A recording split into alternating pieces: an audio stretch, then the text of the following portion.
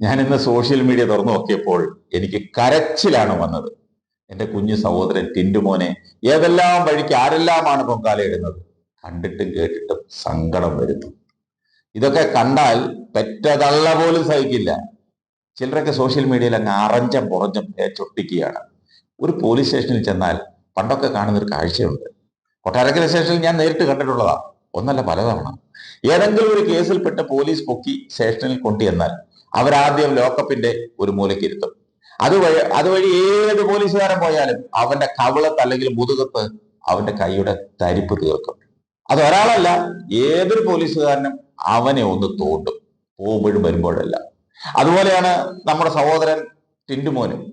വഴിയെ പോകുന്നവരെല്ലാം കീറി അങ്ങ് ടിന്റുമോനെ തോണ്ടുക. എന്ത് ചെയ്യും? അല്പം മനോനില ഒന്ന് തെറ്റിപ്പോയി, പിച്ചും പെയ്യും ഒക്കെ പറയുന്നത് നിങ്ങളൊന്ന് ക്ഷമിക്കുക. ആരായാലും ഉറക്കത്തിൽ കിടന്ന പിച്ചും പെയ്യും ഒക്കെ ചിലപ്പോൾ പറയുന്നത് കേട്ടില്ലേ? ഇതിപ്പോ ഉറക്കത്തിലല്ല, ഇതിപ്പം സ്വബോധത്തിൽ പിച്ചും പെയ്യും ഒക്കെ പറയുന്നു. അതൊന്ന് ക്ഷമിച്ചൂടെ?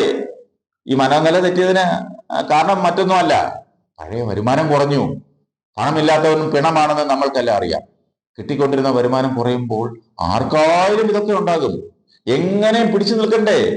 ഇപ്പോൾ പഴയതുപോലെയല്ല.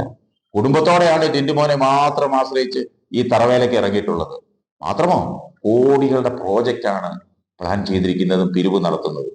കൺവെൻഷൻ സെന്ററും ശീതീകരിച്ച ബംഗ്ലാവും എല്ലാം ഈ പാവങ്ങളുടെ ദശാംശവും ചർച്ചിന്റെ സംഭാവനയും കണ്ടുകൊണ്ടാണ് പ്രഖ്യാപിച്ചത്. എല്ലാം സ്വന്തം പേരിലാണെന്ന് മാത്രം. കാര്യത്തിലേക്ക് വരാം. ദശാംശവും സംഭാവനയും കൊടുത്തില്ലെങ്കിൽ ദൈവം തരുന്ന പ്രോസ്പിരിറ്റിയും അനുഗ്രഹവും ഒക്കെ തടയുമെന്ന് കഴിഞ്ഞ ദിവസം പറഞ്ഞിരുന്നു. ക്യാൻസറും മറ്റും മാറുമെന്നും ലോട്ടറി അടിക്കുമെന്നും ഒക്കെ ടിന്റുമോൻ പറഞ്ഞാൽ നടക്കുമെന്നത് കൊണ്ട് ടിന്റുമോൻ പറഞ്ഞാൽ പ്രോസ്പിരിറ്റിയും കിട്ടാതെ വരും. അതിനെക്കുറിച്ച് ഞാൻ കഴിഞ്ഞ ദിവസം വളരെ വിശദമായി പറഞ്ഞിരുന്നു. അത് കഴിഞ്ഞാണ് ദൈവം നേരിട്ട് സംസാരിക്കുന്ന ശബ്ദം ലൈവായി ടിന്റുമോൻ കേൾപ്പിക്കുന്ന വീഡിയോ കണ്ടത്. അതൊന്ന് കാണാം. ദൈവത്തിന്റെ സ്വന്തം ശബ്ദം അതൊന്ന് കേൾക്കാം. ഞാൻ കേട്ട ശബ്ദം ഞാൻ എഴുതി വെച്ചു, റെക്കോർഡ് ചെയ്ത് വെച്ചു. ഇതിനകത്ത് കർത്താവ് എന്നോട് സംസാരിച്ചതാ. എന്റെ മുറി വന്ന് ലിസൺ. ഇത് കേട്ട് കഴിയുമ്പോൾ കൈയടി വരത്തില്ല, അതുകൊണ്ട് ഇപ്പൊ അടിച്ചോ. ചർച്ചിന്റെ തിന്മ എന്തുണ്ടെന്ന് നോക്കി നടക്കുന്ന നിന്നോട് കർത്താവ് പറയുന്നു. ചർച്ചിന്റെ കുറ്റം എന്തുണ്ട്, സഭയുടെ തിന്മ എന്തുണ്ടെന്ന് നോക്കി നടക്കുന്ന നിന്നോട് ദൈവം പറയുന്നു, നിന്റെ വീട്ടിൽ നിന്നും നിന്റെ തലമുറയിൽ നിന്നും തിന്മ മാറുകയില്ല.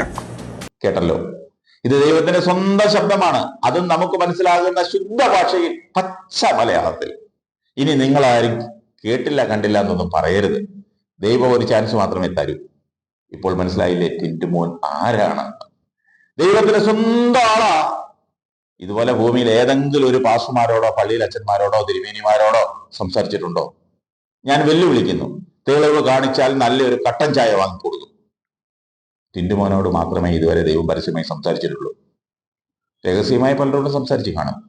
പക്ഷെ ശുദ്ധ മലയാളത്തിൽ ഇതുപോലെ വേറെ ആരോടും സംസാരിച്ചിട്ടില്ല. അത് ഉറപ്പാണ്. എനിക്ക് ടിന്റുമോനോട് ഒറ്റ കാര്യമേ പറയാനുള്ളൂ. ഒരു ദേശീയ ദുരന്തമായി പ്രഖ്യാപിക്കുന്നതിന് മുൻപ് നല്ലൊരു ഡോക്ടറെ പോയി കാണണം. ഊളംപാറയിലാണെങ്കിൽ നല്ല ഡോക്ടർമാരുണ്ട്. ഇതിപ്പോൾ രണ്ടാമത്തെ അനുഭവമായി. ഒന്നുകൂടിയായാൽ സംസ്ഥാന ദുരന്തമായി പ്രഖ്യാപിക്കും. പിന്നീട് മാത്രമേ ദേശീയ ദുരന്തമാവുകയുള്ളൂ. ടിന്റുമോൻ ഡോക്ടറെ കാണാൻ സമ്മതിച്ചില്ലെങ്കിൽ നാട്ടുകാരെങ്കിലും പിടിച്ചു കെട്ടി കൊണ്ടുപോകണം. ഇല്ലെങ്കിൽ ഇപ്പോൾ ദൈവം സംസാരിച്ചതേ ഉള്ളൂ.